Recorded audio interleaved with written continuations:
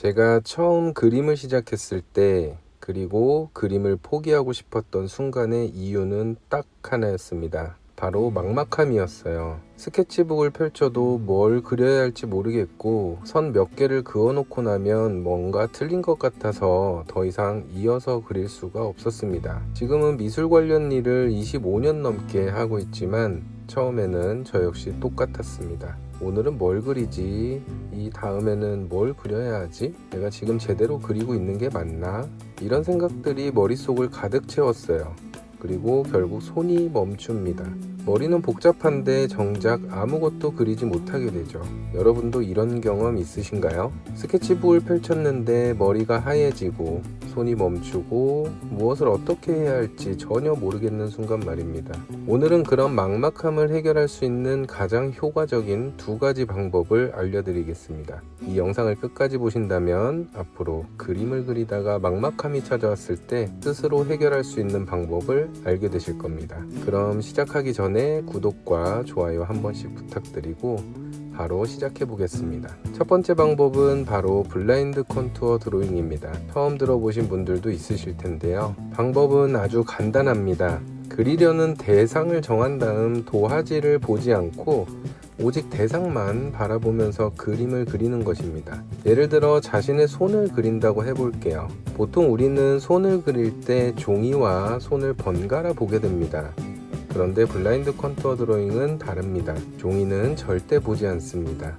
오직 손만 바라봅니다. 손가락 끝에서부터 천천히 시선을 움직이며 형태를 따라가고 펜도 같은 속도로 움직입니다. 마치 눈이 지나가는 길을 펜이 그대로 따라간다고 생각하면 됩니다. 처음에 보면 굉장히 이상한 그림이 나오는데요. 손가락이 5개가 아니라 8개처럼 보일 수도 있고 손목이 터무니없이 길어질 수도 있습니다. 심지어 내가 그린 그림인지조차 알아보기 힘든 결과가 나올 수도 있습니다. 그런데 바로 그 점이 중요합니다. 많은 사람들이 그림을 그릴 때 막막함을 느끼는 이유는 결과에 대한 부담 때문인데요. 선을 하나 그을 때마다 생각합니다. 이거 틀린 것 같은데, 이상하게 그려진 것 같은데, 망한 것 같은데, 그래서 손이 멈추게 됩니다. 하지만 블라인드 컨투어 드로잉은 애초에 잘 그리는 것이 목적이 아닙니다.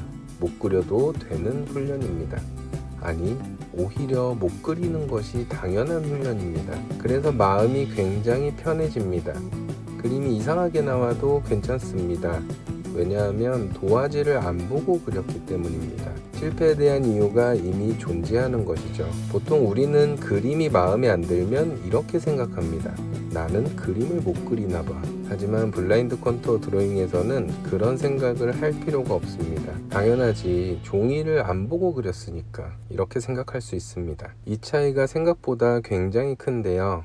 그림을 오래 그리기 위해서는 실력도 중요하지만 자신감을 잃지 않는 것이 더 중요합니다. 많은 사람들이 그림을 포기하는 이유는 실력이 부족해서가 아니라 자신감을 잃기 때문입니다. 그런데 블라인드 컨투어 드로잉은 결과에 대한 압박을 없애줍니다. 실패가 아닌 연습이 되는 것이죠. 그리고 이 연습에는 또 하나의 큰 장점이 있습니다. 바로 관찰력이 좋아진다는 것입니다. 우리는 생각보다 대상을 제대로 보지 않습니다. 예를 들어 자신의 손을 그린다고 하면 대부분은 손에 대한 기억을 바탕으로 그림을 그립니다.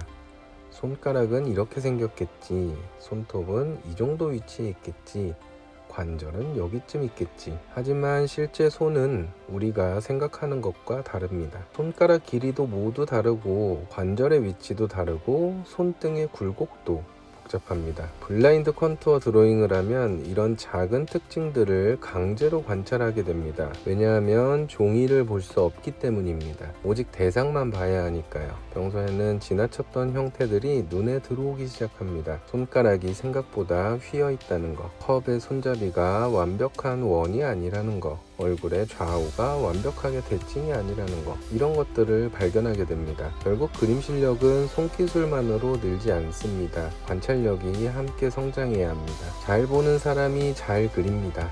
블라인드 컨투어 드로잉은 바로 그 보는 힘을 길러주는 훈련입니다. 그래서 저는 그림이 막막할 때마다 이 방법을 자주 사용합니다. 오늘은 무엇을 그려야 할지 모르겠다. 그림이 잘 안 그려진다. 자꾸 결과에 집착하게 된다. 그럴 때는 연습장을 꺼내고 주변에 있는 아무 물건이나 하나 선택합니다.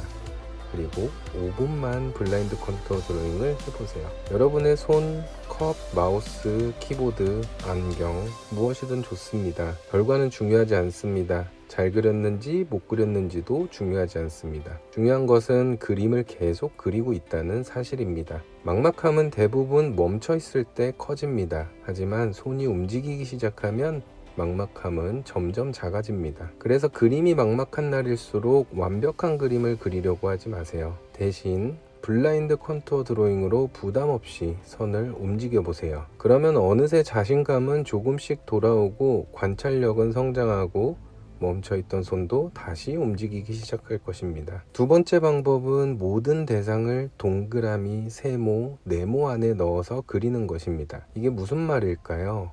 많은 분들이 그림을 어려워하는 이유는 처음부터 너무 복잡하게 보려고 하기 때문입니다. 사람 얼굴을 그리려고 하면 눈, 코, 입이 보이고 머리카락이 보이고 명암이 보이고 비율이 보입니다. 나무를 그리려고 해도 마찬가지입니다. 나뭇잎 하나하나가 보이고 가지가 보이고 복잡하게 얽혀있는 형태들이 보입니다. 문제는 우리의 뇌가 이 복잡한 정보를 한 번에 처리하려고 한다는 것입니다. 그래서 스케치북을 펼친 순간부터 머리가 멈춰버립니다. 어디서부터 시작해야 하지?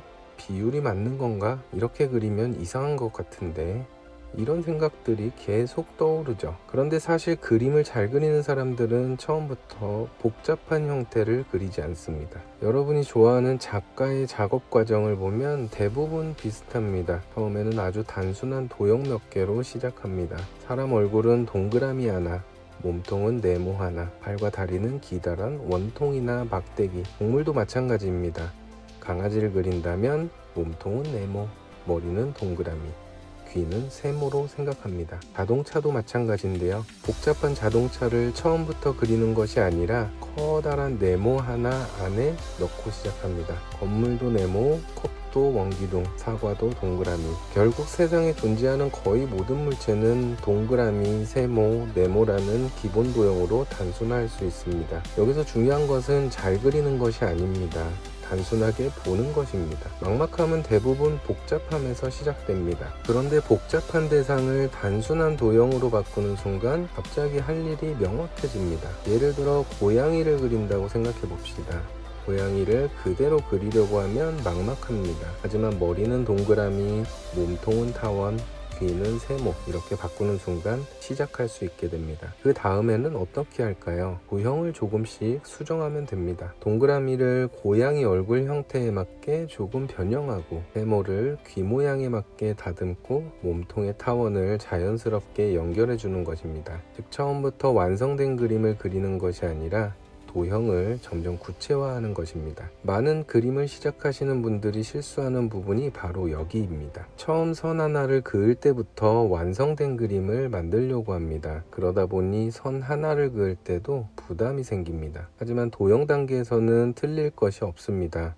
동그라미 하나가 조금 찌그러졌다고 해서 문제가 될까요? 전혀 아닙니다. 어차피 나중에 수정할 것이기 때문입니다. 네모가 조금 길어져도 괜찮습니다. 세모가 조금 기울어져도 괜찮습니다. 중요한 것은 시작하는 것입니다. 실제로 많은 전문가들도 작업 초기에는 굉장히 지저분하게 그립니다. 러프 스케치는 원래 깔끔하지 않습니다. 계속 수정하고 지우고 형태를 바꾸면서 점점 완성도를 높여갑니다. 하지만 그림을 시작한 지 얼마 안 된 분들은 깔끔한 선을 그리고 싶어 합니다. 그러니 선 하나를 그을 때마다 긴장하게 되고 결국 그림이 진행되지 않는 것입니다. 여러분이 지금 그림이 막막하다면 이렇게 해보세요. 그리고 싶은 대상이 있다면 가장 먼저 동그라미, 세모, 네모 중 무엇으로 표현할 수 있는지 생각해 보세요. 사람은 어떤 도형의 조합일까? 강아지는 어떤 도형의 조합일까? 자동차는 어떤 도형의 조합일까? 이 질문부터 시작하는 것입니다. 그러면 복잡해 보이던 대상이 갑자기 쉬워집니다. 그리고 도형을 배치한 뒤에는 조금씩 구체적인 형태를 추가하세요. 한 번에 완성하려고 하지 말고 아주 작은 단계로 나누어 접근하는 것입니다. 동그라미를 그리고 그 위에 형태를 수정하고 큰 특징을 추가하고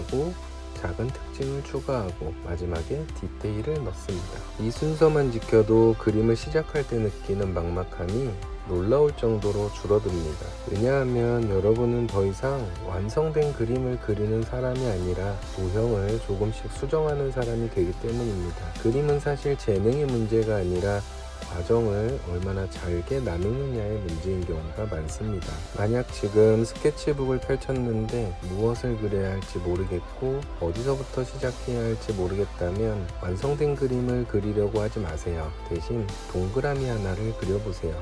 그리고 세모 하나를 추가해보세요. 네모 하나를 붙여보세요. 그 순간 여러분은 이미 막막함을 이겨내고 그림을 시작한 것입니다. 사실 그림을 포기하게 만드는 건 재능 부족이 아니라 막막함인 경우가 많습니다. 하지만 오늘 알려드린 두 가지 방법만 알고 있어도 막막함이 찾아왔을 때 다시 시작할 수 있는 힘이 생길 것입니다. 그리고 그림을 더 잘 그리고 싶으신 분들을 위해 제가 만든 그림을 잘 그리는 방법 영상을 고정 댓글에 남겨두었습니다. 오늘 영상과 함께 보시면 그림 실력을 훨씬 빠르게 성장시키는데 도움이 될 거예요. 영상이 도움이 되셨다면 구독과 좋아요 부탁드리고요. 여러분의 그림 생활을 응원하겠습니다. 그럼 다음 영상에서 뵙겠습니다. 좋은 하루 되세요.